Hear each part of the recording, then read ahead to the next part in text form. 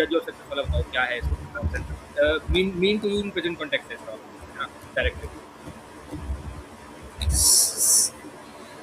Sir इसमें दो चीज़ें लगी थी सर कि पहले तो कोई हम पॉजिटिव वैल्यूज़ एक्वायर करते हैं जो नेगेटिव वैल्यूज़ को छोड़ के ला पाते हैं सक्सेस के लिए, और दूसरा है कि सर हमने करप्शन करना शुरू कर दिया सब मटेरियल वेल्थ के लिए, तो नेगेटिव वैल्यूज़ एक्वायर कर ली, पॉजिटिव छोड़ दी, और फिर दोनों का इंटीग्रेशन लिखने की देखना पड़ेगा हमको। जैसे मींस वर्सेस एंड डिबेट है ये पूरा क्वेश्चन जो मुझे समझ आया मींस वर्सेस एंड का है ये कि तुम काम तो तुम्हें अच्छे करने हैं लेकिन you will have to check कि तुम उसको फुलफिल करने के लिए क्या चीजें सेक्रीफाइस कर रहे हो, है ना।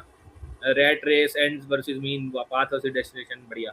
अब इसमें फिर वही है, अब देखो नोवेल कोशिश करो कि और क्या लिखोगे, एग्जांपल तो सब लिख ही देंगे मींस वर्सेस एंड के, मेरे पास दुनिया भर के एग्जांपल है, तुम्हारे पास भी होंगे, तुम भी लिख दोगे इसको। बस चलो अब ये डिस्कस करते हैं कि इसको फ्लो कैसे बनाएं, शुरू से लेकर लास्ट तक आंसर को लेके कैसे जाए कि कंटिन्यूटी मेंटेन रहे, स्टेप 1 स्टेप 2 स्टेप 3।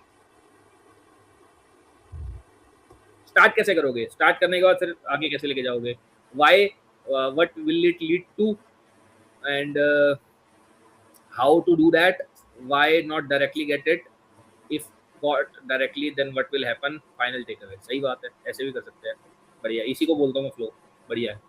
मेरे को अभी क्या समझ आ रहा है कि मैं पहले तो मतलब समझाऊंगा इसका, क्योंकि स्टेटमेंट ही अपने में समझ नहीं आ रहा, आएगा आधे लोगों को तो, ठीक है। तो 3-4 लाइनें में मतलब समझाऊंगा कि क्या मतलब है इसका। मतलब समझाने के बाद मैं बोलूंगा कि why it is important to follow the path, ठीक है, इन पाथ की इंपॉर्टेंस क्या है, और why we can not always follow ends. फिर बोलूंगा कि अब फॉलो करूँ कैसे, करना कैसे चाहिए, अब करना कैसे चाहिए, but it is difficult for everybody to follow that. तो फाइनली कुछ प्रैक्टिकल सॉल्यूशन या फिर प्रैक्टिकल आइडियाज या फिर कुछ नया डायमेंशन अगर ऐड हो सकता है इसके अंदर कि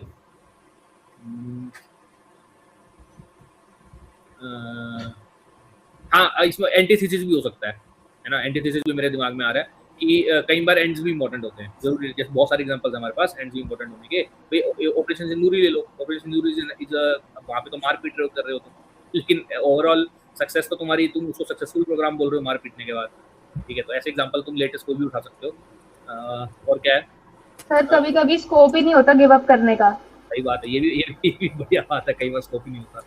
no sacrifice too great, too no victory too small, बहुत बढ़िया, ये बढ़िया चीज़ है। ठीक है, तो समझ गया ना तुम लोग इसमें करना क्या है।